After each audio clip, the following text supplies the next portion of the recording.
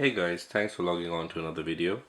I hope you've been enjoying the content so far, and if you haven't subscribed already, please do subscribe. It's been great to see the numbers steadily increasing, and I've really enjoyed reading and replying to the comments. I do make it a point to reply to every comment on my videos, and I plan to try and help people decide between certain watches as much as possible. If you have any questions about these two watches or any of my other watches, please do leave a comment below. Or if you have any questions regarding watches in general, I'll be happy to try and answer it. So what do we have today? Today we have another high-end battle, and I would argue that this is probably a higher end battle than my previous high-end battle, which was the Audemars Piguet Royal Oak versus Rolex Submariner.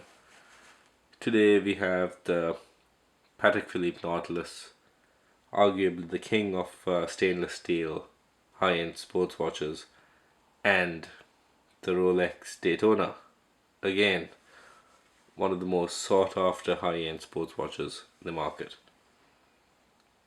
This is not going to be easy, but I'll do my best to compare these two. Let's start with the Nautilus.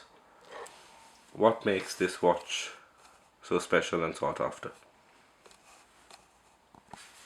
If you kind of look at each one of these components on their own, they may not seem like much, but when everything comes together, it really is a perfect watch. Let's start with the dial. You can see the beautiful sunburst effect,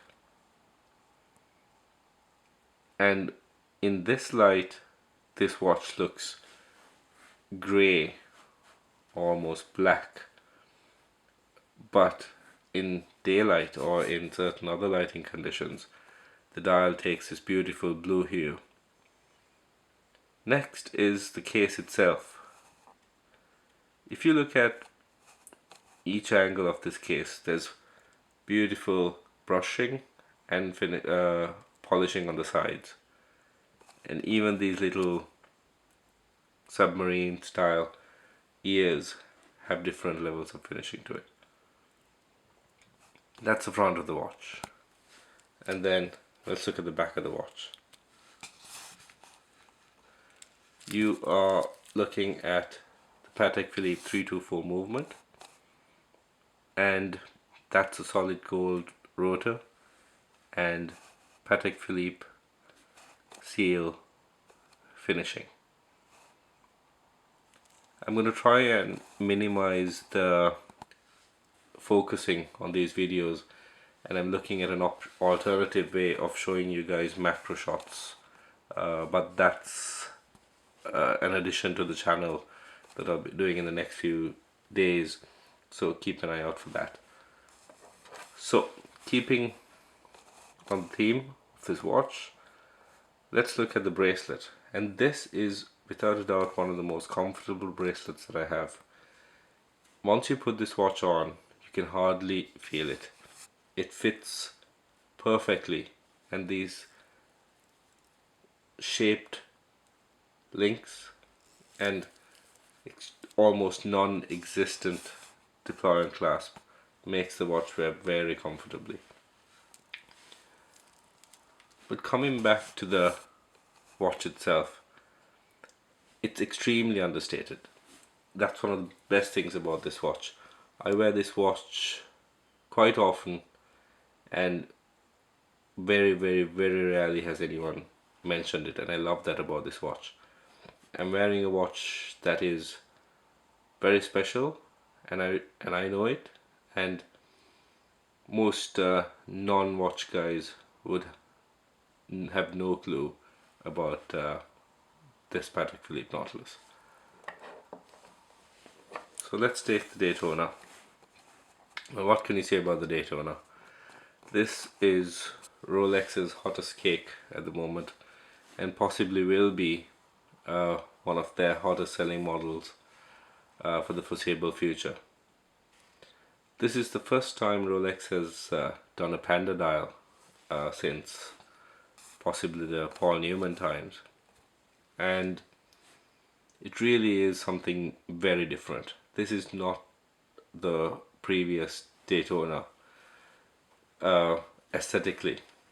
Again, if you just look at the components, the bracelet's the same as old Daytona, the case is the same as old Daytona, the movement is almost the same as old Daytona. What did they do?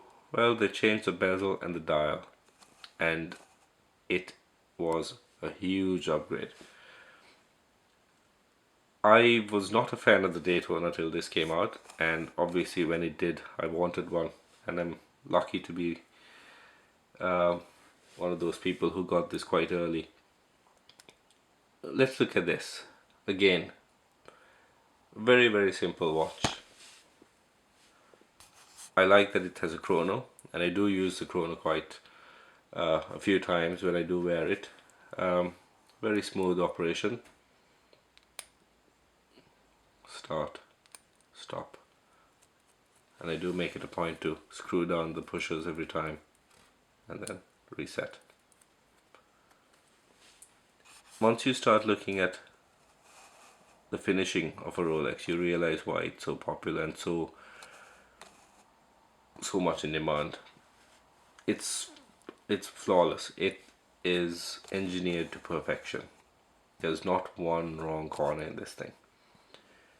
And what I love about this watch is I can take this anywhere, and I could wear it in the pool and I have no problem giving it a beating, although I don't like to call it a beating, but it's just basically day-to-day wear.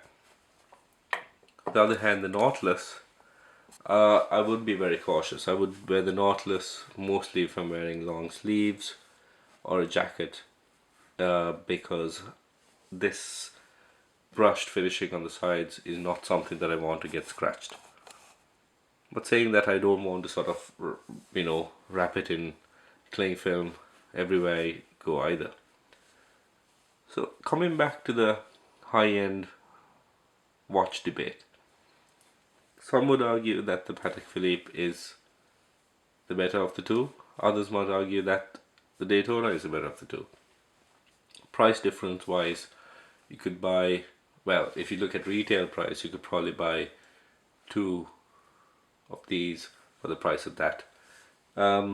Pre-owned, well, the way I've seen these go, they're going for about 15, 16, and these have started going for around 29, 28, 30 even.